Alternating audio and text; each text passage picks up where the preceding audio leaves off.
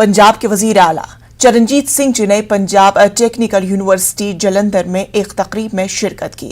इस दौरान चरणजीत सिंह ने जमकर भांगड़ा किया। आप भी देखिए एक झलक।